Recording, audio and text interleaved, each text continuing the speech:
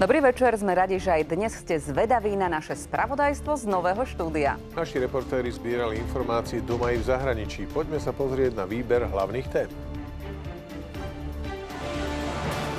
Poslancov parlamentu zrejme čaká nové kolečko o trestných kódexoch. Premiér hovorí o ďalšej novele. Na Slovensku je akútny nedostatok železničiarov. Na západe to môže spôsobiť dopravný kolaps.